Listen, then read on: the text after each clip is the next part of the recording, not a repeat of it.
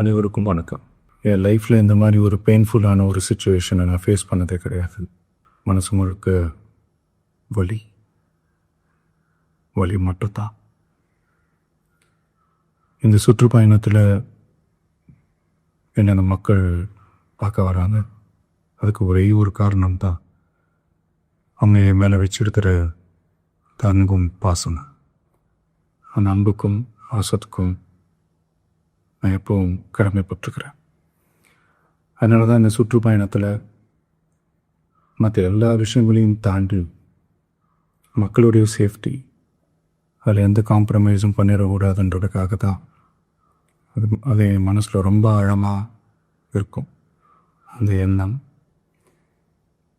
அதனால தான் இந்த அரசியல் காரணங்கள் எல்லாத்தையும் தவிர்த்துட்டு ஒதுக்கி வச்சுட்டு மக்களுடைய சேஃப்டி மட்டும் மைண்டில் வச்சுக்கிட்டு அதுக்கான இடங்களை சூஸ் பண்ணுறது, அதுக்கான இடங்களை பார்த்து பர்மிஷன் கேட்குறது, போலீஸ் டிபார்ட்மெண்ட்டில் அதை ரிக்வெஸ்ட் பண்ணி கேட்போம்.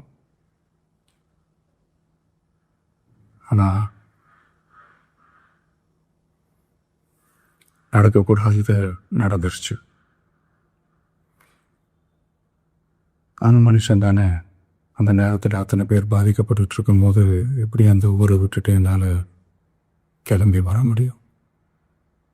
நான் திரும்ப அங்கே போகணும்னு இருந்துச்சுன்னா அதை ஒரு காரணம் காட்டி அங்கே வேறு சில பதட்டமான சுச்சுவேஷன்ஸ், வேறு சில அசம்பாவிதங்கள் அந்த மாதிரி எதுவும் நடந்துடக்கூடாதுன்றதுக்காக தான் நான் அவாய்ட் பண்ணேன்.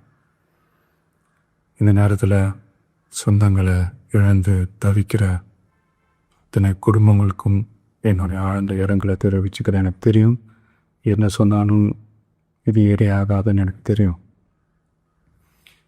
ஹாஸ்பிட்டலில் ட்ரீட் பண்ணிகிட்ருக்கிற எல்லாருமே சீக்கிரமாக க்யூர் ஆகி வரணுன்றதை இந்த நேரத்தில் நான் வேண்டிக்கிறேன்.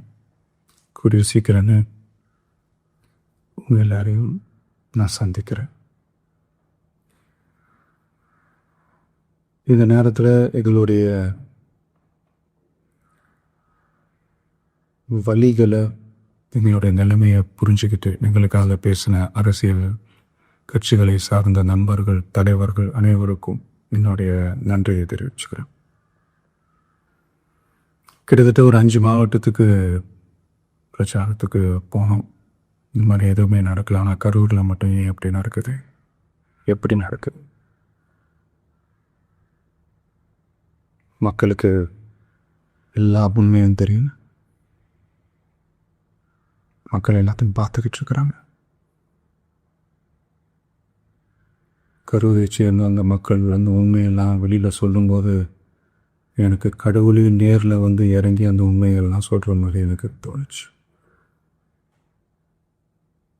சீக்கிரமே எல்லா உண்மைகளும் வெளியில் வரும்.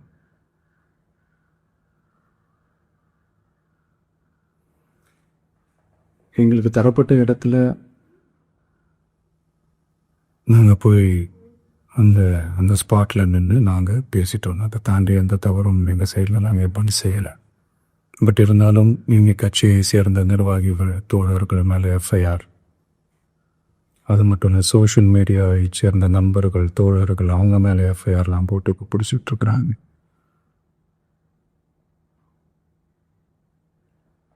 சிஎம் சார், உங்களுக்கு ஏதாவது இந்த பழி வாங்கணும் அப்படின்ற எண்ணம் ஏதாவது இருக்குச்சுன்னா என்ன வேணாலும் பண்ணுங்க. அவங்க மேலே கை வைக்காதீங்க.